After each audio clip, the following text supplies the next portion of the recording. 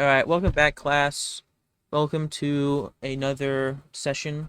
Today we're going to be going over temperature. So first, let's go over what yearly temperature is. So yearly temperature is basically across the whole world, there's going to be an average that is the yearly average temperature. You can check this with the command /wgenpos climate. This is an admin privilege though, so if you're on like a random public server, you might not have access to this. And it'll tell you a bunch of things, but it will specifically be giving you the temperature value, like the average temperature value of the area. This is important because things that depend on average temperature value are mainly spawns. So like the fauna and flora you're gonna get, if beehives are even possible, things like that.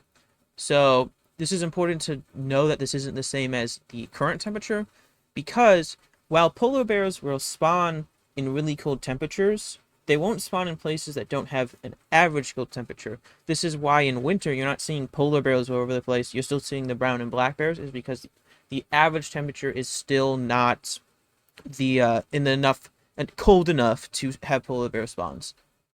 All right. Next, we're going to be going over what current temperature does. So current temperature is pretty simple. It's the temperature that's where you are.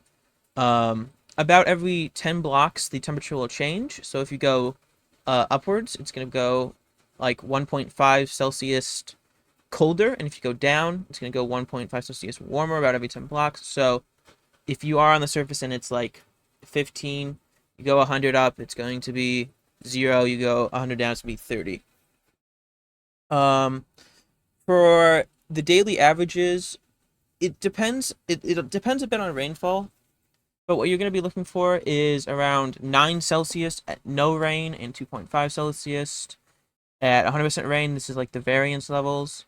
So if you are trying to like make a super specific temperature thing, like a greenhouse, like a crops growing, it might be beneficial to go to somewhere with higher rainfall, not just for the crops, but because you can be in more control of the temperature difference.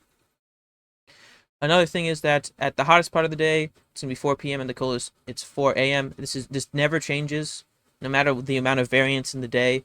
This is always going to be the hottest and coldest part of the day.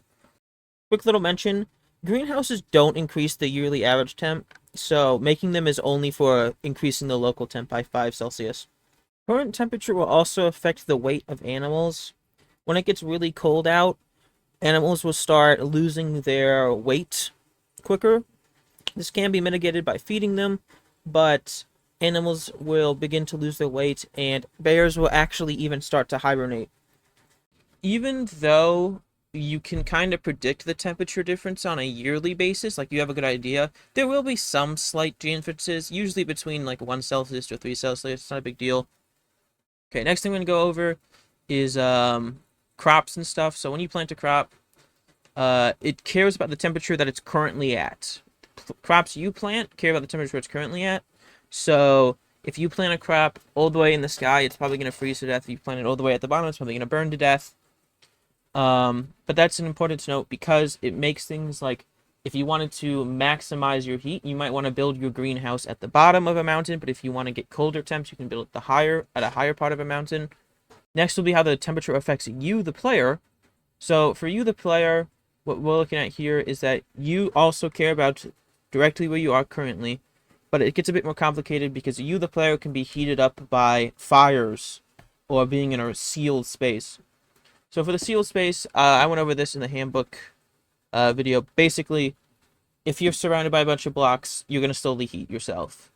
No matter the temperature, it could be negative 200. If you're surrounded by enough blocks to be considered sealed, you're going to not freeze. The other thing is that like for fires, so basically there's various heat sources in the game, and standing next to them will just artificially increase your heat, like you, the player's temperature value, because you'll freeze to death if you get too cold. So it'll heat you up. Being in a room doubles it. So like a campfire goes from like 4 to 8, but it's only like those kind of like intended ones. So like campfires will actually increase it, but like a pit kill won't increase. So that's something important to note, is that the room effect doesn't treat old temperature boosters the same. Another thing to mention real quick is that with things like ice, uh, things that are temperature based, kind of like they don't their temperature check doesn't always roll the same.